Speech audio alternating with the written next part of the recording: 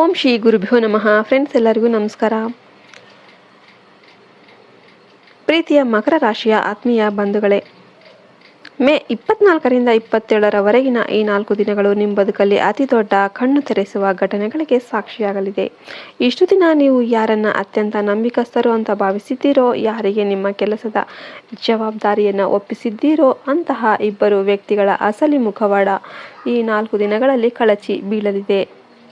ನಿಮ್ಮ ಕಠಿಣ ಪರಿಶ್ರಮದ ಲಾಭವನ್ನು ತಾವು ಪಡೆದುಕೊಂಡು ನಿಮ್ಮನ್ನೇ ಕೆಳಗೆ ತಳ್ಳೋದಕ್ಕೆ ನೋಡುತ್ತಿರುವ ಆ ಇಬ್ಬರು ಕಪಟಿಗಳು ಯಾರು? ನಿಮ್ಮ ಜಾಣ್ಮೆಯಿಂದ ಈ ಪರಿಸ್ಥಿತಿಯನ್ನು ನೀವು ಹೇಗೆ ನಿಭಾಯಿಸಬೇಕು? ಈ ವಿಡಿಯೋದಲ್ಲಿ ಸಂಪೂರ್ಣವಾಗಿ ಎಲ್ಲವೂ ಕೂಡ ತಿಳಿಸಿದ್ದೇವೆ. ವಿಡಿಯೋವನ್ನು ಎಲ್ಲೂ ಕೂಡ ಸ್ಕಿಪ್ ಮಾಡದೆ ಕೊನೆಯ ತನಕ ನೋಡಿ, ಯಾಕೆಂದರೆ ಇದು ನಿಮ್ಮ ಗೌರವ ಮತ್ತು ಕಷ್ಟಪಟ್ಟು ಗಳಿಸಿದ ಸ್ಥಾನವನ್ನು ಕಾಪಾಡುವ ಮಹಾ ಮಂತ್ರ ಆಗಲಿದೆ. ವಿಡಿಯೋಗೆ ಒಂದು ಲೈಕ್ ಕೊಟ್ಟು ಜೈ ಶ್ರೀರಾಮ್ ಅಂತ ಕಮೆಂಟ್ ಮಾಡೋದನ್ನು ಮರಿಬೇಡಿ. ಮಕರ ರಾಶಿಯವರ ಮೂಲ ಸ್ವಭಾವ ಮತ್ತು ದೌರ್ಬಲ್ಯ. ವೀಕ್ಷಕರೇ, ಮೊದಲು ಮಕರ ರಾಶಿಯವರ ನೈಜ ಸ್ವಭಾವವನ್ನು ಅರ್ಥ ಮಾಡ್ಕೊಳ್ಬೇಕು. ಮಕರ ರಾಶಿಯು ಪೃಥ್ವಿ ತತ್ವದ ಅಂದರೆ ಅರ್ಥ ಸೈನ್ ರಾಶಿಯಾಗಿರುತ್ತೆ.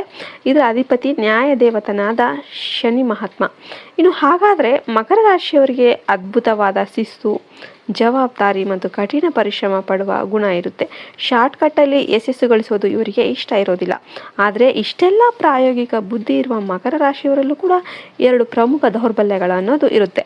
ಮೊದಲನೇದು, ಭಾವನೆಗಳನ್ನು ಹೊರಹಾಕದೆ ಎಲ್ಲವನ್ನು ಕೂಡ ಒಳಗೊಳಗೆ ಇಟ್ಕೊಂಡು ಅತಿಯಾಗಿ ಚಿಂತೆ ಮಾಡೋದು, ಮೀನ್ಸ್ ಓವರ್ ಥಿಂಕಿಂಗ್. ಎರಡನೇದು, ಕೆಲಸದ ಬರದಲ್ಲಿ ಯಾರು ತಮ್ಮ ಹಿತೈಷಿ ಯಾರು ಶತ್ರು ಅಂತ ಗಮನಿಸದೆ ಎಲ್ಲರನ್ನು ಕೂಡ ಒಂದೇ ರೀತಿ ನಂಬೋದು.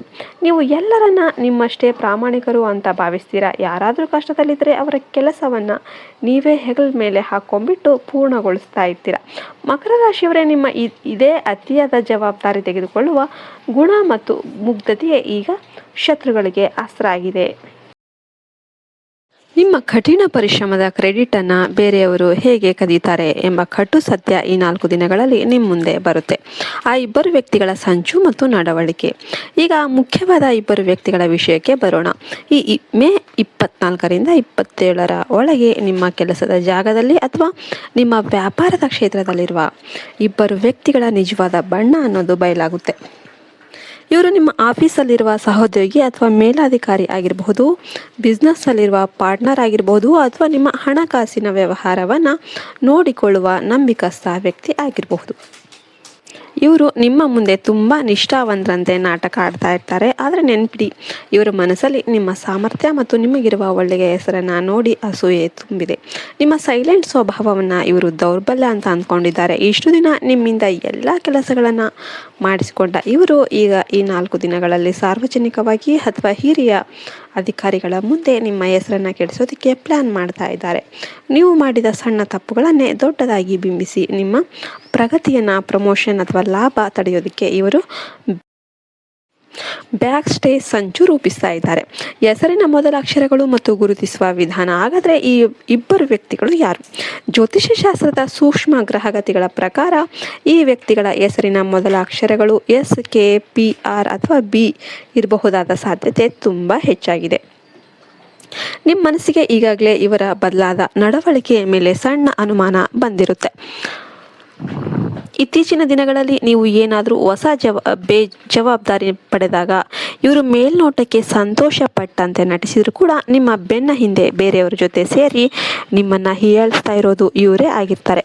ಈ 4 ದಿನಗಳಲ್ಲಿ ನಿಮ್ಮ ರಾಶಿಯ ಶನಿಯ ಪ್ರಭಾವದಿಂದ ನಿಮಗೆ ಸತ್ಯದ ದರ್ಶನ ಆಗಲಿದೆ. ಅವರು ನಿಮ್ಮನ್ನು ಪ್ರಚೋದನೆ ಮಾಡಿ ನಿಮ್ಮ ಬಾಯಿಂದ ತಪ್ಪು ಮಾತುಗಳನ್ನು ಆಡಿಸಲು ಪ್ರಯತ್ನ ಮಾಡ್ತಿರ್ತಾರೆ. ಮಕರ ರಾಶಿಯವರು ಸಾಮಾನ್ಯವಾಗಿ ಶಾಂತವಾಗಿರ್ತಾರೆ, ಆದರೆ ಕೋಪ ಬಂದರೆ ನಿಯಂತ್ರಿಸೋದು ಕಷ್ಟ. ಈ 4 ದಿನಗಳು ನೀವು ಯಾವುದೇ ಕಾರಣಕ್ಕೂ ತಾಳ್ಮೆ ಕಳೆದುಕೊಳ್ಬಾರದು. ನಿಮ್ಮ ಮೌನವೇ ಅವರ ಸಂಚನ್ನು ವಿಫಲಗೊಳಿಸುತ್ತೆ. ಇನ್ನು ವೃತ್ತಿ, ಹಣಕಾಸು ಮತ್ತು ಜವಾಬ್ದಾರಿ ತೆಗೆದುಕೊಳ್ಬೇಕಾದ ಜಾಗ್ರತೆಗಳು ಏನೇನು? ಮಕರ ರಾಶಿಯವರೇ, ಈ 4 ದಿನಗಳಲ್ಲಿ ನೀವು 3 ಪ್ರಮುಖ ವಿಷಯಗಳಲ್ಲಿ ಅತ್ಯಂತ ಎಚ್ಚರಿಕೆಯಿಂದ ಇರಬೇಕಾಗುತ್ತೆ. ಮೊದಲನೇದಾಗಿ ಕೆಲಸದ ಜಾಗದಲ್ಲಿ ಅಲರ್ಟ್. ಆಫೀಸ್ ಅಥವಾ ಬಿಸ್ನೆಸ್ಸಲ್ಲಿ ನಿಮ್ಮ ಪ್ರತಿಯೊಂದು ಕೆಲಸದ ದಾಖಲೆಯನ್ನು, ಇಮೇಲ್ ಅಥವಾ ಪೇಪರ್ಸನ್ನು ಸರಿಯಾಗಿ ಇಟ್ಕೊಳ್ಳಿ. ನಿಮ್ಮ ಕೆಲಸದ ಕ್ರೆಡಿಟನ್ನು ಬೇರೆಯವರ ಕದಿಯಲು ಬಿಡಬೇಡಿ. ಕ್ರೆಡಿಟನ್ನು ಬೇರೆಯವರು ಯಾವುದೇ ಕಾರಣಕ್ಕೂ ನೀವು ಕದಿಯೋದಕ್ಕೆ ಬಿಡಬಾರ್ದು. ಎರಡನೇದಾಗಿ ಹಣಕಾಸಿನ ಹೂಡಿಕೆ ಬೇಡ. ಈ 4 ದಿನಗಳಲ್ಲಿ ಯಾವುದೇ ಹೊಸ ವ್ಯವಹಾರಗಳಿಗೆ ದೊಡ್ಡ ಮೊತ್ತದ ಹಣವನ್ನು ಹೂಡಿಕೆ ಮಾಡಬೇಡಿ ಅಥವಾ ಯಾರನ್ನೂ ನಂಬಿ ಸಾಲ ನೀಡಬೇಡಿ. ಕೊಟ್ಟ ಹಣ ಮರಳಿ ಬರೋದು ಕಷ್ಟ. ಮೂರನೇದಾಗಿ ನಿಮ್ಮ ಯೋಜನೆಗಳ ಗೌಪ್ಯತೆ. ನಿಮ್ಮ ಭವಿಷ್ಯದ ಕೆರಿಯರ್ ಪ್ಲ್ಯಾನ್ಗಳನ್ನು ಅಥವಾ ಹೊಸ ಐಡಿಯಾಗಳನ್ನು ಕೆಲಸ ಮುಗಿಯುವವರೆಗೂ ಕೂಡ ಯಾರೊಂದಿಗೂ ಕೂಡ ಹಂಚಿಕೊಳ್ಳೋದಕ್ಕೆ ಹೋಗಬೇಡಿ. ಇನ್ನು ಆಧ್ಯಾತ್ಮಿಕ ಪರಿಹಾರಗಳು ಮತ್ತು ಸಮಾರೋಪ. ಹಾಗಾದರೆ ಈ ಎಲ್ಲ ನಕಾರಾತ್ಮಕ ಶಕ್ತಿಗಳನ್ನು ಮೆಟ್ಟಿ ನಿಂತು ನಿಮ್ಮ ಯಶಸ್ಸಿನ ಹಾದಿಯನ್ನು ಸುಗಮಗೊಳಿಸೋದಕ್ಕೆ ಮಕರ ರಾಶಿಯವರು ಮಾಡಬೇಕಾದ ಶಕ್ತಿಶಾಲಿ ಪರಿಹಾರಗಳು ಏನೇನು? ಶನಿದೇವರ ಆರಾಧನೆ. ನಿಮ್ಮ ರಾಶಿಯಾಧಿಪತಿ ಶನಿ ಆಗಿರೋದ್ರಿಂದ ಶನಿವಾರದ ದಿನ ಶನಿ ದೇವಸ್ಥಾನಕ್ಕೆ ಹೋಗಿ ಎಳ್ಳೆಣ್ಣೆ ದೀಪವನ್ನು ಹಚ್ಚಿ ಓಂ ಶಂ ಶನೇಶ್ವರಾಯ ನಮಃ ಈ ಮಂತ್ರವನ್ನು 21 ಬಾರಿ ಜಪಿಸಿ. ಇದು ನಿಮ್ಮ ಸುತ್ತಲಿರುವ ನೆಗೆಟಿವ್ ಎನರ್ಜಿಯನ್ನು ದೂರ ಮಾಡುತ್ತೆ. ಹನುಮಾನ್ ಆರಾಧನೆ. ಶನಿದೇವನ ಕೃಪೆ ಪಡೆಯೋದಕ್ಕೆ ಹನುಮಂತನ ಆರಾಧನೆ ಶ್ರೇಷ್ಠ. ಪ್ರತಿದಿನ ಹನುಮಾನ್ ಚಾಲಿಸವನ್ನು ಪಠಿಸಿ. ಇದು ನಿಮಗೆ ಮಾನಸಿಕ ಧೈರ್ಯ ಮತ್ತು ಸ್ಥಿರತೆಯನ್ನು ನೀಡುತ್ತೆ. ಸೇವೆಯ ಗುಣ. ಸಾಧ್ಯವಾದರೆ ಈ 4 ದಿನಗಳಲ್ಲಿ ಹಸಿದವರಿಗೆ ಅಥವಾ ನಿರ್ಗತಿಕರಿಗೆ ಕಪ್ಪು ಎಳ್ಳು ಅಥವಾ ಅನ್ನದಾನ ಮಾಡಿ. ಅದು ನಿಮ್ಮ ಸಕಲ ದೋಷಗಳನ್ನು ನಿವಾರಿಸುತ್ತೆ.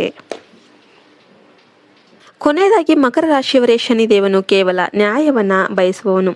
ನಿಮ್ಮ ಪ್ರಾಮಾಣಿಕತೆ ಮತ್ತು ಕಠಿಣ ಪರಿಶ್ರಮಕ್ಕೆ ಎಂದಿಗೂ ಸೋಲಿಲ್ಲ. ದೇವರು ನಿಮಗೆ ಈ ಸಮಯದ ಮೂಲಕ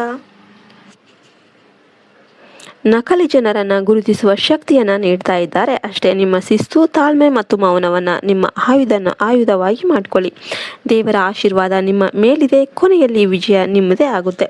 ಈ ಮಾಹಿತಿ ನಿಮಗೆ ಇಷ್ಟ ಆಗಿದ್ರೆ ವಿಡಿಯೋವನ್ನು ಲೈಕ್ ಮಾಡಿ, ನಿಮ್ಮ ಮಕರ ರಾಶಿಯ ಫ್ರೆಂಡ್ ಜೊತೆ ಶೇರ್ ಮಾಡಿ ಮತ್ತು ನಮ್ಮ ಚಾನಲನ್ನು ತಪ್ಪದೇ ಸಬ್ಸ್ಕ್ರೈಬ್ ಮಾಡಿ. ಧನ್ಯವಾದಗಳು. ಶುಭವಾಗಲಿ. ಜೈ ಹಿಂದ್, ಜೈ ಭಾರತ್ ಮಾತೆ. ಹರಿ ಓಂ ತತ್ಸತ್. ಸರ್ವೇ ಜನೋ ಸುಖಿನೋ ಭವಂತು.